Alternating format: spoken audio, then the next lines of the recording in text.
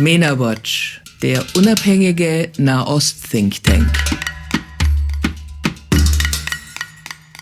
Welcome to a brand new episode of Mena Talk. My name is Jasmin Arémi. I'm an editor at Mena-Watch, and today I'm joined by two truly special guests, Jenny Havemann and Sarah Cohen-Fantl from the Moin Shalom podcast. And that is exactly what we'll be discussing today, specifically including the current situation of the ongoing conflict with Iran in Israel. They're both joining us live now from Israel, and I'm truly delighted that you're here with us. It's wonderful that you could take the time to join us. Yeah, it's great to be here. Sarah and I know each other personally, so we'll be using first names throughout this interview. This is simply for the specifically for our viewers, so that it's clear that we do have a personal relationship here. You have Using first names is common in Israel anyway. exactly, So if you, Jenny, definitely. Through your podcast, Moin Shalom, you aim to bridge the gap between Tel Aviv and Hamburg, Germany. So, what inspired the idea for your podcast? oh, I distinctly remember it now. Well, we knew each other. We actually met, I think, day 1 or 2, Sarah, right? After you made Aliyah, that whole experience, that was Oh, that was pretty quick. The first week, I think, yeah. the first week after Sarah made Aliyah. A mutual friend of ours brought Sarah along. Back then, I had this event series in Tel Aviv. It was actually called Café Hamburg, where political talks in English took place in Tel Aviv approximately every 2 months. And he brought Sarah with him. That's how we first met. And then throughout the Corona period, we naturally stayed in touch. And during Corona, I said to Sarah, hey, I occasionally host these YouTube lives discussing politics, various other topics, and innovation. Let's do a talk together. And then I had done these talks with other people too, and then the two of us did this talk, and immediately afterwards we both just said, oh, that was such a perfect match. Let's do a talk together. And then I had such a great conversation, the two of us did this talk, and immediately afterwards we both just said, oh, that was such a perfect match. Somehow. And that's how it all came about then. I think that was also, back then, I was already working as a correspondent, and there simply wasn't a dedicated news podcast from Israel available in German at all. Well, there was nothing really, at least I don't remember. Correct me if I'm wrong, Jenny, but I think we both simply noticed there was a little gap. Of course, back then, the hatred wasn't nearly as intense as it is currently again now. Tel Aviv was actually very popular in Germany. A lot of people like to fly there. Of course, there was always Jew hatred, always anti-Semitism, but we thought, we could actually build a little bridge there, especially because of Corona. So many people couldn't travel to Israel, and we couldn't travel out either. We were under very strict lockdowns here in Israel, and that's how it started. And then we came up with Moin Shalom, because we both have roots in Hamburg and, of course, both live in Israel. How has the podcast changed, especially since the 7th of October? How has it evolved, and what was the original goal? The initial objective was for us to offer our unique insights. You see, I'm not a journalist, I'm a blogger, a political analyst, an entrepreneur, and Sarah, she also naturally dissects politics and delivers lectures on those very topics. And Sarah, as a journalist and speaker, naturally also possesses a very similar yet somewhat distinct perspective on the matter, particularly due to her extensive years of reporting and comprehensive coverage. And we simply wanted to make the news from Israel comprehensible to the German audience, while also offering our own analysis from our perspective. So both objectively but also subjectively from how we truly perceive it here. And I think we also started with a lot of really positive content. I mean, in addition to the podcast, we also made videos and showed beautiful areas and talked about their historical backgrounds in Jerusalem, in Tel Aviv. We were out and about giving tips like where to get the best ice cream if you visit. So, simply put, quite a bit of good news, you might say. It wasn't always just hardcore politics, but we also got into what exactly is anti-Semitism? What does it become when it's combined with Israel? Where, for example, does legitimate criticism of politicians end? But where do, prejudices, double standards, and so on begin? It was a very balanced mix with a lot of nice things included. And your question was how that's changed since October 7th. And it's extreme, of course. I don't think we've done much positive content since then. Not at all. Truly tough, hard facts and very, very, very many stories also from people who survived October 7th. And of course how we ourselves live here with our children. I think that's a big advantage of our podcast because we cover politics and news, but we're also rooted here. So many of my colleagues, they don't really have any direct connection to or understanding of Israeli society. They aren't anchored here, nor do they know what it's like. We have kids in schools, in kindergartens. We're friends with all kinds of Israelis here, in the north, in the south, religious, not religious. I truly believe that we bring something unique to the table, something that conventional journalism isn't always capable of delivering. And I believe that's our unique selling proposition. And October 7th significantly altered the content. Yet we consistently receive feedback that despite the often truly heartbreaking news in our podcast, we somehow manage to maintain a positive outlook. And that's also what Israel is. A lot of terrible things happen here, and yet it's a very resilient, positive country. We laugh and we make people laugh, and I think that's very important. We can't just bury our heads in the sand here. So, what kind of reactions have you been getting from your listeners these past few days regarding the ongoing conflict with Iran? Have you received messages? Are there specific questions precisely because you report from such a niche perspective inside Israel? Well, for this podcast specifically, there hasn't been a great deal of that. And as always, as usual, we consistently receive incredibly positive feedback for every single episode. Listeners leave very positive comments, often highlighting that the information provided is genuinely engaging, well presented, and crucially, thoroughly researched, which is truly appreciated. That's something that's incredibly, incredibly important to us. But then again, it's also about all the personal experiences we bring to the table, and everyone really finds that quite fascinating. Like Sarah already said, we also try to laugh and create a bit of a positive mood. People like that. That's the feedback we always get, which is very positive. Of course, people are grateful because they miss out on a lot of things. Just yesterday, I got a message when we both posted that a very, very large barrage of 150 rockets was fired at northern Israel yesterday, just last night, over 3 hours. Someone wrote to me, oh, that's good to know because the news only reports that in Beirut, the Israeli army bombed Hezbollah positions. But it's hardly ever shown what Israel and the north of Israel actually have to endure. Of course, we're fortunate that we have bunkers, or rather most people in Israel have bunkers and access to bunkers. However, that is certainly far from easy or in any way positive. It's quite traumatic, especially for the children and for people who, an acquaintance just told me this morning that she knows a mother whose child has a disability and has to sleep with the caregiver in a public bunker because she's simply not able to get the child to the bunker so quickly, even with a 10-minute advance warning. Therefore, of course, not everyone is exactly like us and able to just quickly dash into the safety of a bunker. And this week I was in Tel Aviv and the rockets came from Lebanon, for example, and we had no advance warning for that. What's also interesting is that we've already gotten too used to it, even though we've had rocket alarms from Gaza and Lebanon for over 2 years. With Iran, we had the advance warning.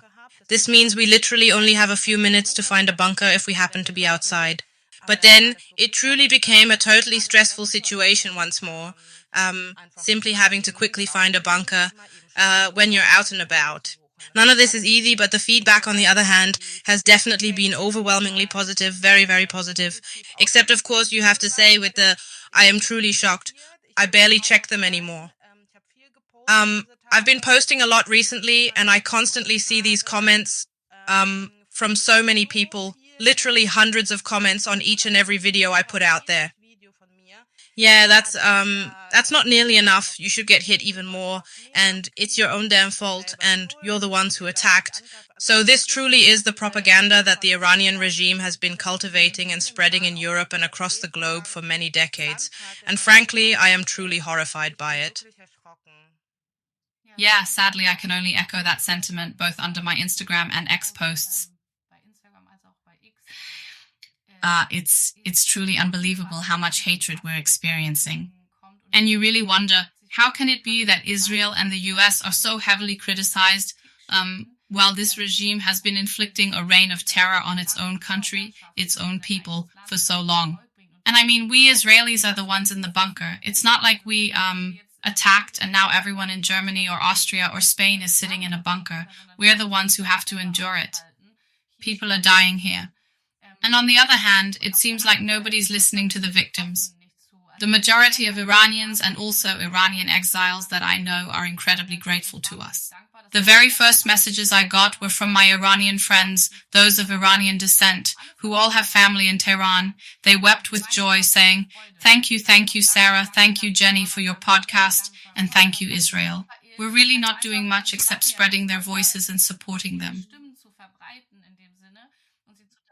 But the world, I mean, based on my comment section, it feels like we're the villains, desiring war, desiring a greater Israel. Iran is so far away, we couldn't even dream up a greater Israel that big. But I have we are also incredibly tired, you know. We're war-weary, exhausted. This isn't a 12-day war for us. For us, this is already a 2.5-year war. And I've barely responded to any of these hate comments, but maybe to one or two. And I always patiently present clear facts and straightforward answers, yet those points are never addressed. Instead, something entirely different is asserted each time. It's what Jenny just said. They always claim we're attacking Lebanon. Excuse me, just for clarification, nobody attacked Lebanon. Not at all. Let me make that absolutely clear. First off, it was only Hezbollah, and then Hezbollah stated, we're now joining the war to back the regime, and proceeded to attack us. And when you witness that, when we're attacked, naturally, we respond against the terror infrastructure, and Israel warns its people, telling them, you must evacuate your homes immediately. This is life and death. You need to get out of Beirut now, because we're bombing positions there. The situation isn't good. I'm not saying it's wonderful for the people in Lebanon that they have to abandon their homes, that they are currently being bombed there. Absolutely not. But it was Hezbollah that started it. And it's up to the Lebanese government to fight the terror infrastructure in its own country.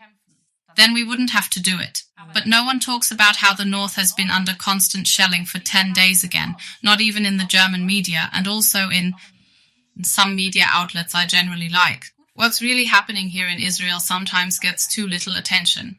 Yes, but our community is definitely truly wonderful and so very supportive, and they're always commenting and sharing. It's genuinely fantastic. You've both just described it a bit, haven't you? So what's daily life in Israel like these days? I believe we're now in week 2, where things are getting somewhat serious with Iran. I know from your posts online that, well, partly kindergartens and schools do sometimes remain closed, but parents still need to go to work. Maybe you could tell us a little bit, describe daily life, and also perhaps convey the mood that currently prevails in Israel. Yeah, oh God. Fatigue, definitely, it wears you out. And those first few days, you're running on adrenaline, somewhat composed, but then it hits, the adrenaline drops, and it just becomes the new normal. It gets draining. You wonder, how long will this last? And all the kids are home in Israel. So it's tough for parents. Initially, they didn't need to work or could work from home. But then the rules were relaxed, so some people could go back to their workplaces, but the kids couldn't go to school. What can you do? Either the kids are home alone, if they're old enough, doing Zoom classes. If you have young children, you can take unpaid leave.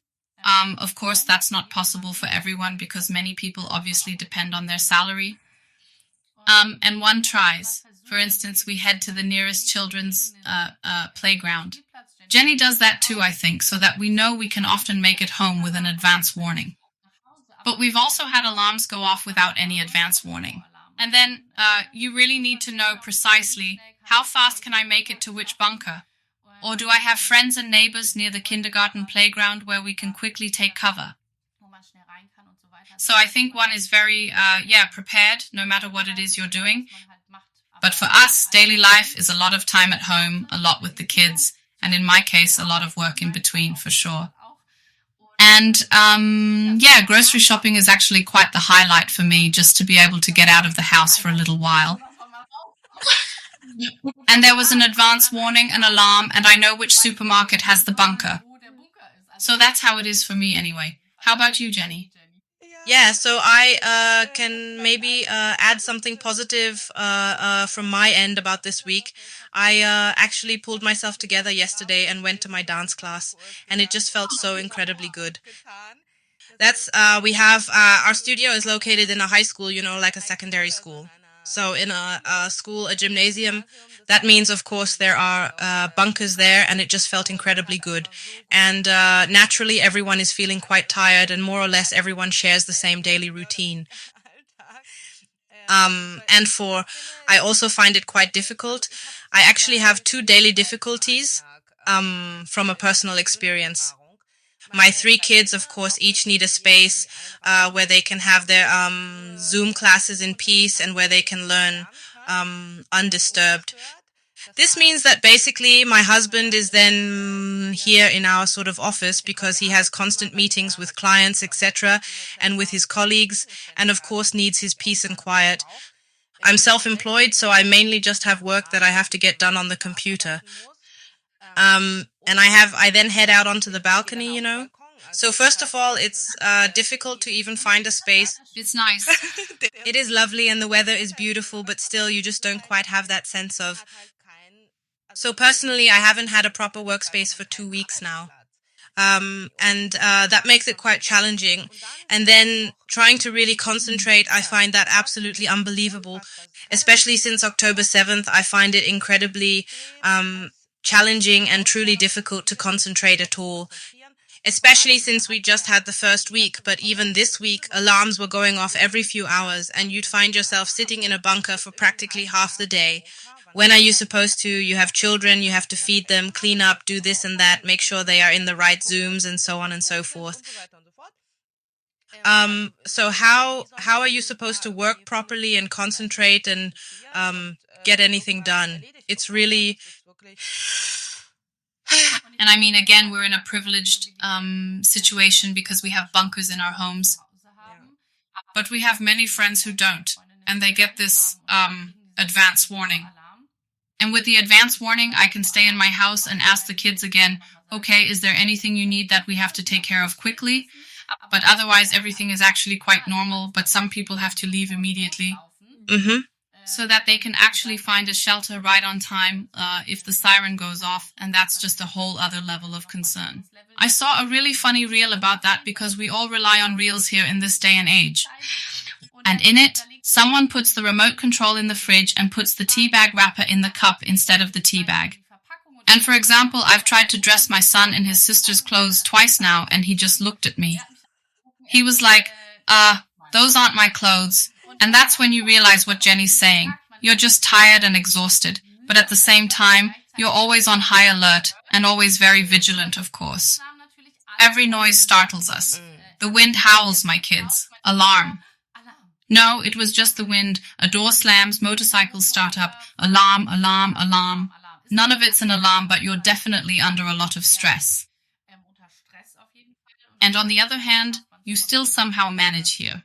I just love our country. I love our people here. I love them even more than I already always do. But I truly believe in these times of war, we really get to see what we're fundamentally made of. And it is made of truly beautiful wood, indeed. We stick together and we're so kind and funny with each other and we help one another, and that's really something special. Is your sense of security regarding the recent attacks from Iran in particular different than in past conflicts when it was just Hezbollah or maybe just Hamas? Do you feel like things are a bit more serious right now? It was already like that last year, that it was much, much more serious. You noticed it right away. I mean, from the first day last year, June 25th, I think, every day there were several impacts, direct impacts from rockets, from the ballistic missiles. That's a completely different level than what we're used to from Gaza or even from Lebanon.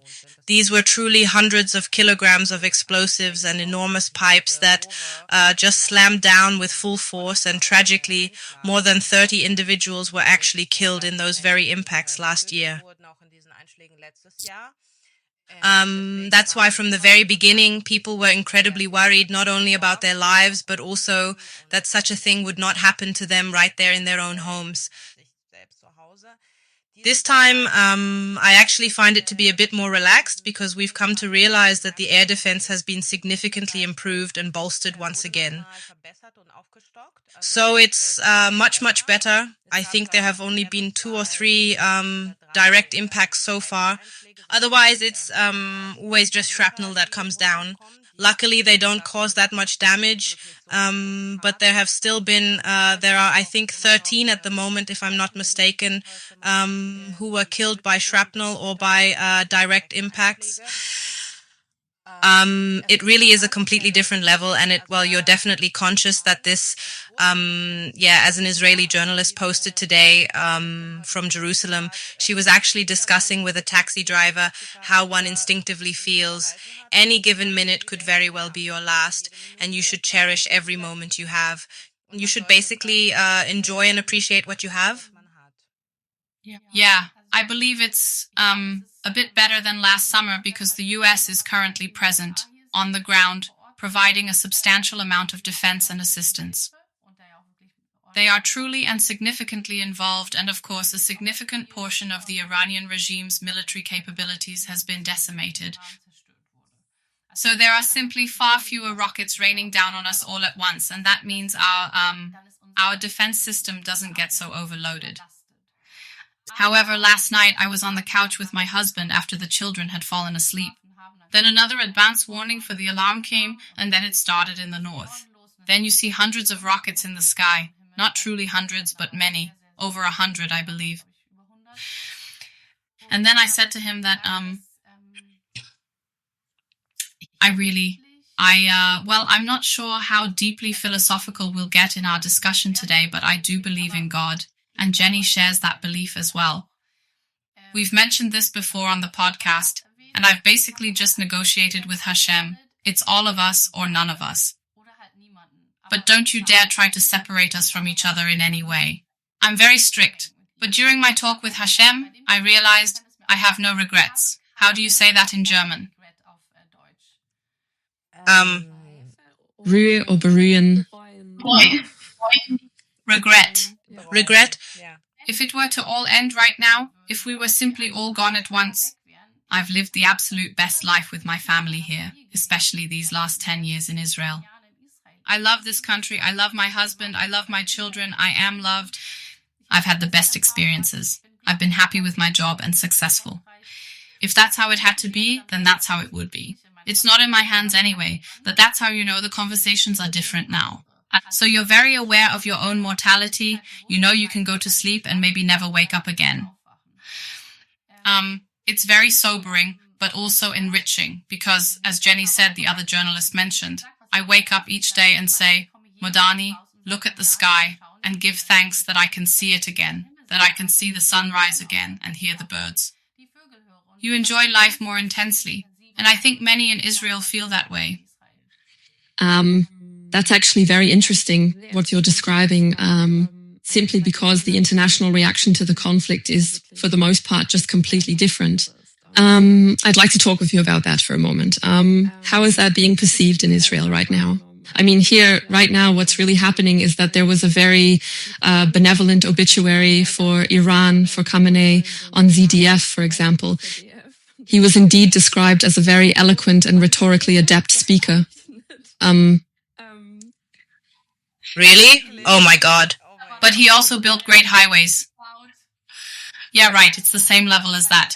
How do you perceive that, particularly with regard to Brecht and Lanz, who somehow... They shared some pretty blatant misinformation in their interview. So how do you perceive that in Israel? I think in Israel as a whole, at least since the 7th of October, at least on the surface, not every Israeli is following the international media, of course. But what the Israelis keep telling us again and again is that they do have the very clear feeling that that Germany, and I am of course generalizing, yes, they mostly perceive what the politicians are saying, that they're generally receiving a more supportive stance from Germany. Of course, they don't catch everything that's in the news, although there are indeed cases like that. So there are indeed Israelis who are also aware of the problematic reports that exist and are quite informed about them, particularly if they have, for instance, friends or relatives living in Germany. But what I find incredibly frustrating is that in the German media, particularly in talk shows, which I absolutely adore watching, yes, some of them are actually genuinely quite good. Not all of them, of course, but they are very interesting, that there are hardly any Israeli voices anymore, especially since October 7th. I myself have been on several talk shows now, on ARD and was also on Welt and so on. But for the most part, in talk shows where Israel is discussed, there are very, very rarely any truly authentic Israeli voices present. Good Israeli voices, meaning people who genuinely understand the situation, who actually reside in Israel, for example, and are also knowledgeable about politics. And instead, they invite individuals who, in some instances, are genuinely spreading either Hamas or Hezbollah propaganda on platforms like Instagram. I mean, very, very openly. And then I ask myself, how can it possibly be that people are invited onto German media, into programs, onto talk shows as so-called experts, who are actually promoting terror propaganda? That simply cannot be allowed. It's unacceptable. The problem is, if they were to invite us now, or someone like us, who considers themselves a Zionist, that's already become an insult these days. If anyone, they very often invite anti-Zionist Jews and Jewesses. They always invite people who might be against the regime, but are definitely also against Israel. So there's always this anti-Israel tone. The problem is, if you were to put us there, then this propaganda couldn't simply be distributed without someone present to refute it with actual facts. And that's why I believe they don't even invite people like us, because then they genuinely have to engage with facts, with people living here, reporting from here, and who actually know quite a bit about many things. And I don't think they want that in Germany. They want to keep these voices from the German audience. And that is, of course, an agenda that is now running through every single area, no matter where you look, media, art, acting, and on and on and on. So Lanz and Precht, I've actually expressed my opinion publicly on that matter as well. These are things we could all refute, and we will certainly address them again on the podcast, because it's such a pervasive agenda and propaganda being disseminated to millions of people. But of course, our podcast is also heard, but it doesn't have the reach of a Lanz and Precht podcast. And that, of course, is our biggest problem. We simply wish more people would listen to it. Because if they aren't going to give us a platform or invite us to share our side of the story, then we simply have to report our side ourselves on our own podcast, right? And that, it's sometimes quite grueling, but I believe many Israelis are looking a little more closely at what attacks and assaults are happening globally against Israelis in synagogues. They always ask me a lot, because unfortunately I'm always up to date. They receive relatively little information about politics or how it's portrayed in the media. Or, well, some of them are aware of it. But honestly, we have genuinely bigger concerns right now. So people simply don't have the capacity or the energy to take that on as well now. When I talk to people here, they tell me, yeah, we know they all hate us. Yeah, we're the bad guys. And then you just go on with your daily life here and try to survive. And the world doesn't understand that. If we don't fight this fight, we will be wiped out. It's also quite interesting that hands off Iran is now being chanted. But with that exact background, most of the Iranian exiles who are here, who speak out openly against the regime and are still in mortal danger, are suddenly being defended. That is definitely a bit questionable, I would say. Questionable at the very least. Is there anything from the German media landscape where you'd say it would be great if things became a bit more constructive? What would need to change? I'll start.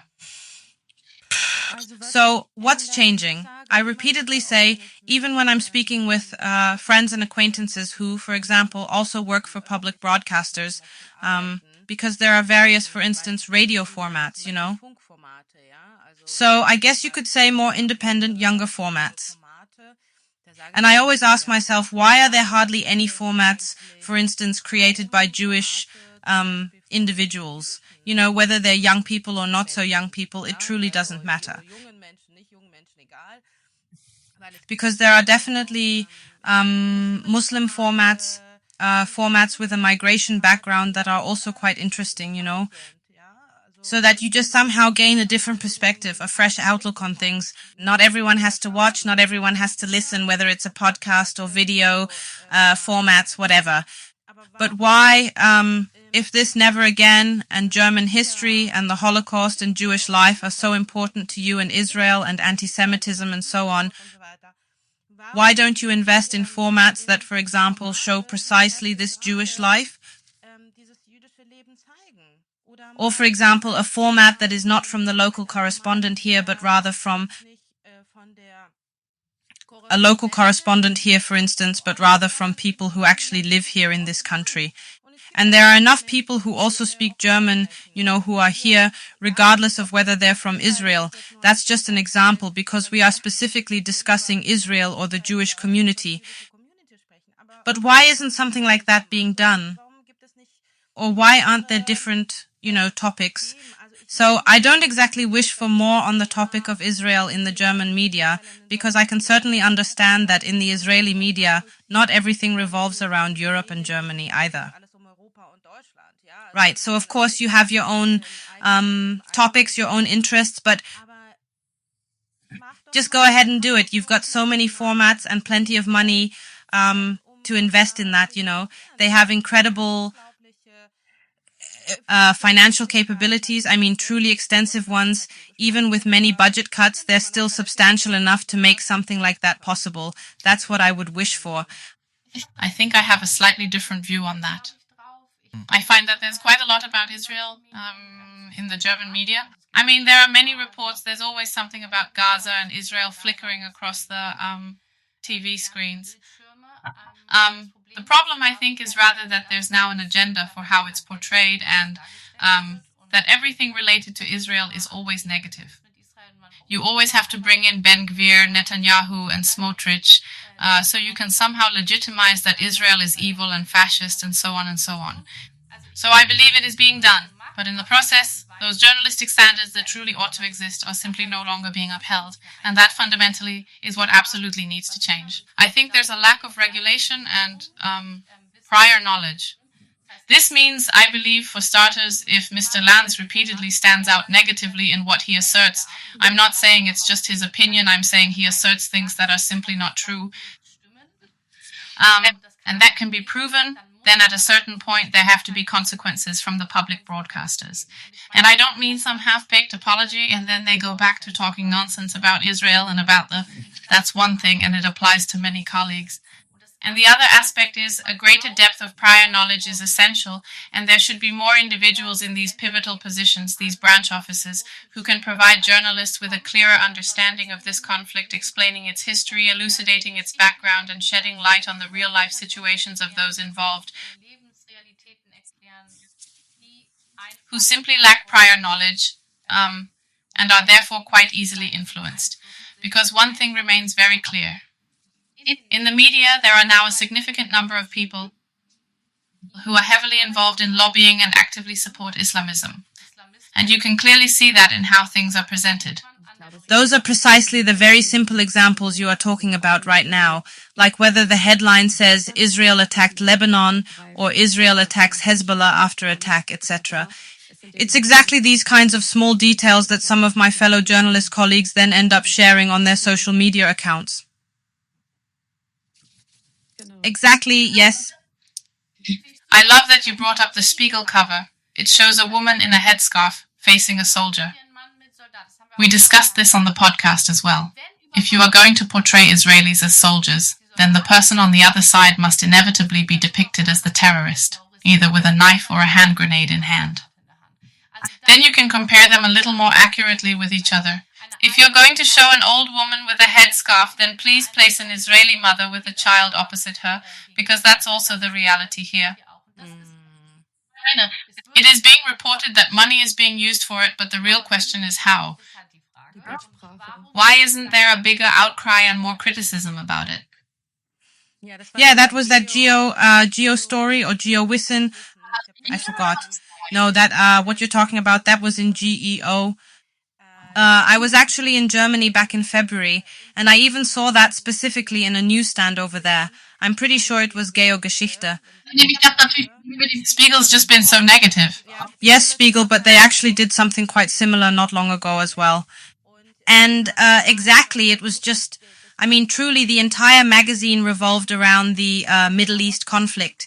And there was an older Palestinian woman wearing a headscarf, and facing her was an Israeli soldier. That's what it was. And that supposedly is the entire image of the Middle East conflict. I mean, it's just so far beyond. That truly has nothing whatsoever to do with being objective or truthful or anything at all. It's just completely removed from that. And that is also something, if I might just add one more small point, something that I find lacking or that I yearn for. For instance, I hear so frequently in the German media, whenever the topic of the West Bank arises, that the only thing they report on is that radical settlers are launching attacks. And from my point of view, it's totally okay to report on that. That's just what ended up happening. There are these radical settlers, and they also do radical and violent things, and that's wrong, and you can definitely report on that. But nothing is reported regarding the terrorist structures that prevail among the Palestinians in the West Bank, what the atmosphere is like there, how much support there is for Hamas, Islamic Jihad, and other terrorist organizations operating in the West Bank, or which terrorist attacks that are being prepared, which ones are thwarted, and which ones actually occur. That is completely, practically entirely disregarded. Maybe 1% of that gets reported, while all the rest of the time it's just about, even this week again, multiple news outlets were already reporting, yeah, in the West Bank this happened and that happened, settlers did this and they did that. Okay, but is anything happening on the Palestinian side, or is it... They also always like to. Are they all just innocent people who don't commit any violence? I mean, that's just simply not the reality of the situation. It was current history. I think lately I think more. Exactly, Zeitgeschichte, not Geo, thanks. Zeitgeschichte, okay. I think if we were only in Germany, I would go crazy. I mean, the 5 days I spend there, and then when I turn on the news, no matter which channel you flip to, and what you then hear in terms of anti-Israel journalism. That's also incredibly interesting, because when you portray the actual realities of life in Israel and then juxtapose it with the obsessive way that reporting about Israel often happens here, and how distorted and oversimplified it tends to be, exactly then, of course. I just want to show one quick thing. I started actually before the war. I haven't managed to continue during the war, but before the war I started my Passover cleaning. And for example, I sorted all my stickers. I collect lots and lots of stickers, and I sorted them all together and putting them in an envelope or a box. And I discovered one that I had received from the Shimon Peres Center, you know, the one he founded. This is what it says. It's better to be controversial for the right reasons than to be popular for the wrong reasons. Shimon Peres said that, and it's from his center, his Peace and Innovation Center, but unfortunately I only have one item from that collection. But yeah, that's truly how it is, and it's something I found quite irritating, still on the subject of German media, that I was once a guest on a really, really popular podcast in Germany, but it's a private one, not public service broadcasting or anything like that. I was referred to as controversial. And I was thinking to myself, if the German media already considers me controversial, then where in the world have we actually ended up? Seriously. I mean, it's clear. Yes, it's pretty clear that if someone were to defend anyone, not even Netanyahu, whom I do find problematic, but who, from my point of view, still very much remains within the democratic spectrum, I would now say that it's just not right. So if someone were to, I don't know, defend Ben Gvir or Smotrich, then I'd say, oh yeah, that's controversial and even radical at that point. But how can one, if one is politically in the center, like myself, or even Sarah, who I believe has also been labeled controversial, someone who is somehow conservatively and extremely right-wing and so on. And I also think to myself, if you listen to a podcast like this, you'd know that Jenny and I are neither one nor the other. Rather, we'd say we're both very much in the middle, and Jenny perhaps had a slight lean to the left before October 7th. And now, after October 7th, I have a slight lean towards the more conservative spectrum.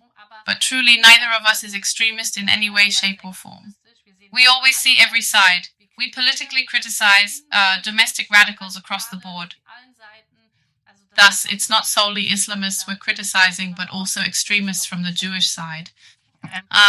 And I believe that really, shows that we actually call everything by its name and don't just in some way report unilaterally from one single perspective.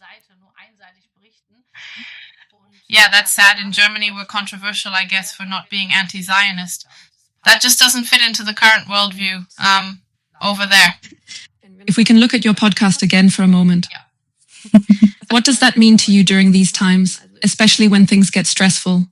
You really do stick with it, don't you? You broadcast regularly.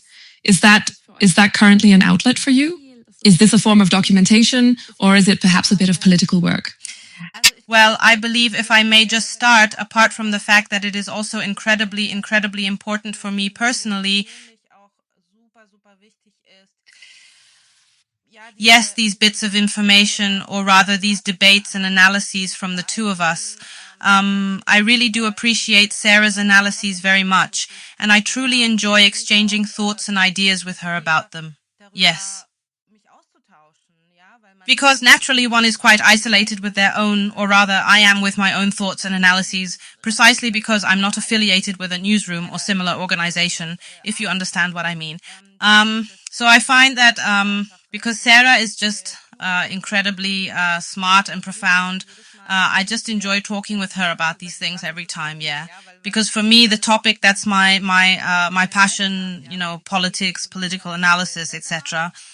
And on the other hand, for me too, if we were to get a bit more personal, I also truly miss Sarah, and unfortunately, we don't often get the opportunity to see and meet each other in person.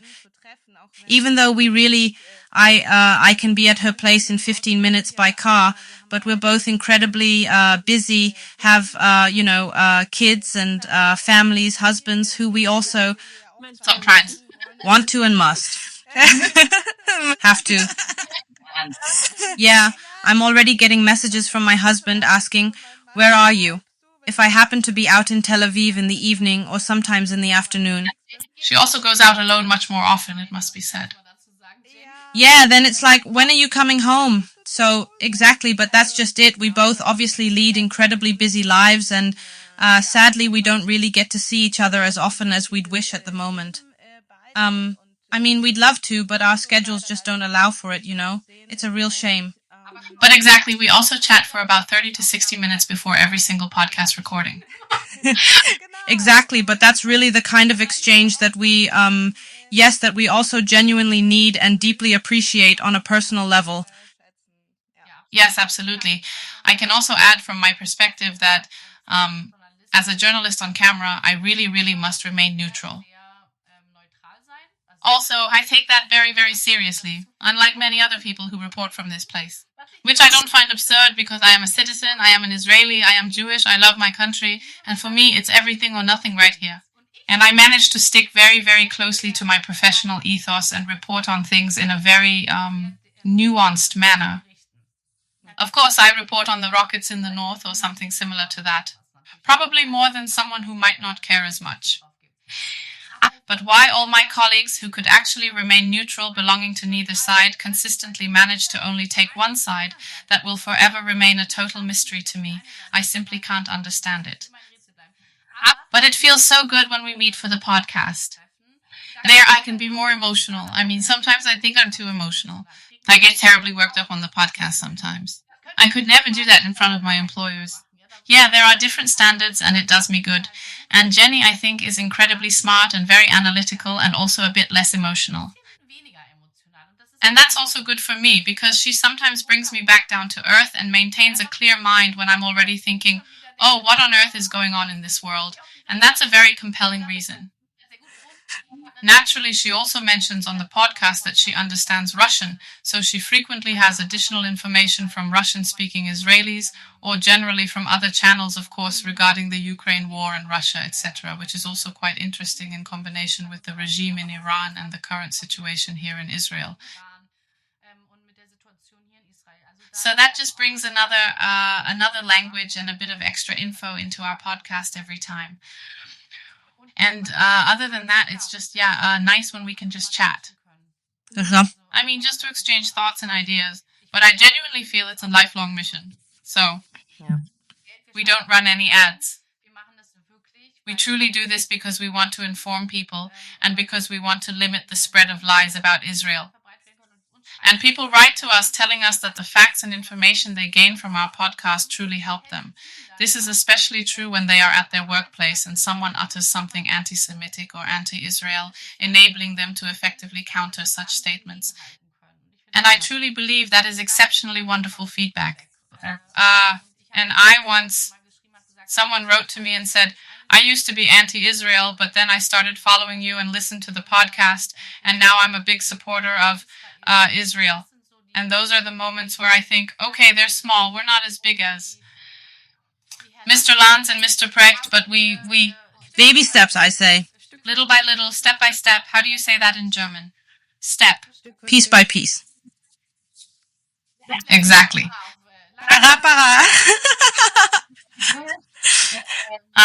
Hopefully we'll be able to create more information for everyone. Thanks for the insight on the situation in Israel and your podcast. What's going to be the topic of the next episode? Oh, the next podcast episode that we are hopefully going to be able to record today. Well, we're definitely talking about all the rockets. We're going to discuss the situation in the north and Tel Aviv, specifically the alarms, but also how the regime... I absolutely want to talk about the cluster bombs. That half of the rockets that were fired are cluster bombs. This means that they are intentionally trying to kill and injure even more innocent civilians. This weapon is condemned, and of course we'll discuss Lanz and Precht. Certainly, but there's also something else I absolutely need to bring up, and that is everything that transpired just yesterday. There was a UN Security Assembly, and honestly that didn't really surprise me. Not surprised, but it did again shock and irritate me that it was solely focused on Iran being urged not to attack the Gulf states, not to attack them anymore, which I found quite disturbing. And I'm thinking to myself, hold on, what about us? So we are being again. We're the warmongers, Jenny. We started it. That's why we can't be included in that. Well, it's perfectly clear. It's quite understandable. That resolution, as I recall, was actually submitted by Bahrain. And that is something that these countries, I truly believe, did not genuinely anticipate or truly expect, to be frank. I mean, they suspected something like this would happen. Iran had threatened, the regime had threatened to do it. But honestly, I was quite surprised by just how intense it was and the sheer number of rockets and drones that were launched. And I actually have a good German acquaintance whom I once met at a business conference in Germany, you know. She resides in Dubai because her husband is a pilot, and she works as a business consultant, among other things, and she also wrote to me about this matter. I said, so, how are you all? Because there were quite a few rockets and drones in Dubai, and she said, oh my God, I've been thinking of you so much. This is just terrible. It's bad for us too, but for you all, it's truly, truly awful. So I'm just thinking, why? So why is it that nothing ever happens? What do we even have the UN for? So for what exact purpose do we have the promise of world peace?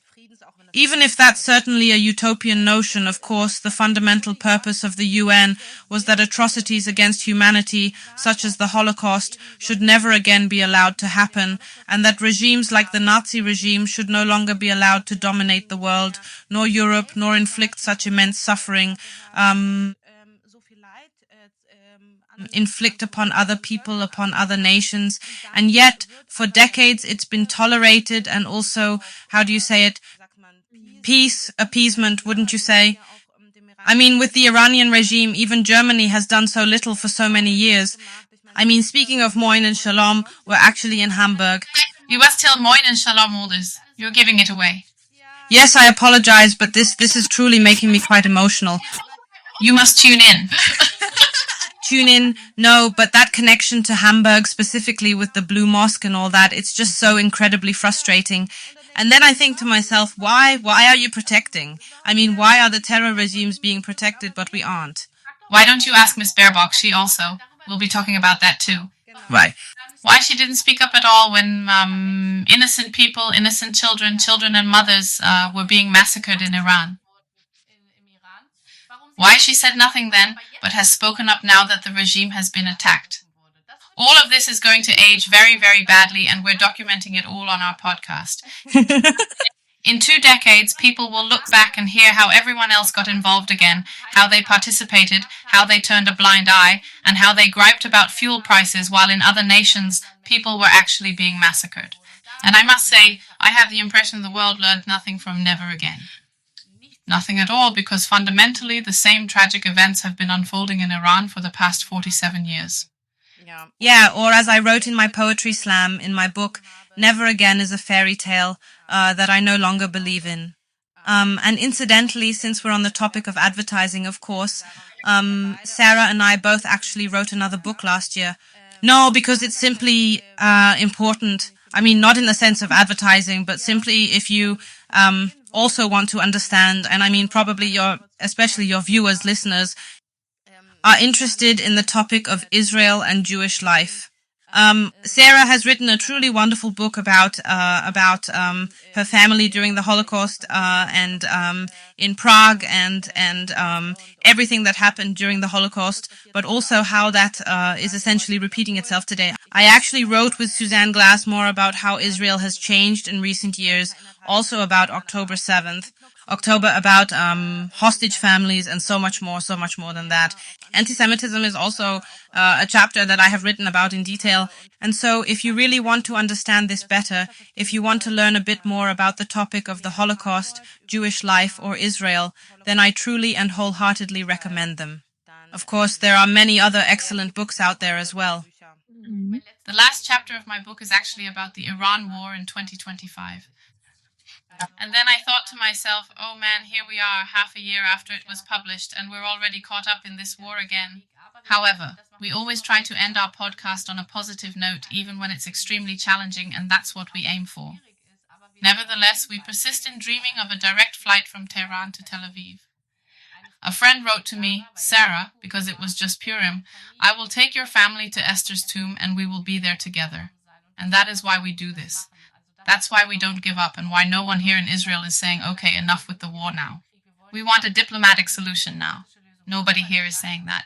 Everyone is saying this regime must fall for our future, for the freedom of the people in Iran and worldwide.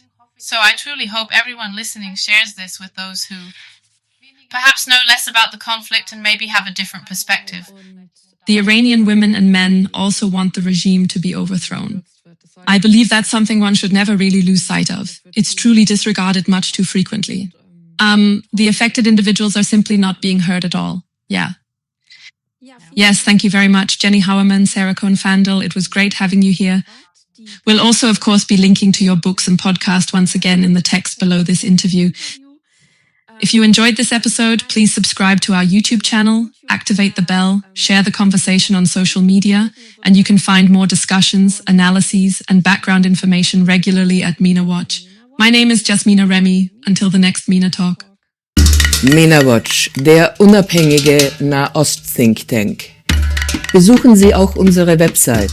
Dort finden Sie täglich neue aktuelle Berichte und ausführliche wissenschaftlich fundierte Hintergrundanalysen zur Geschichte und Gegenwart der MENA-Region.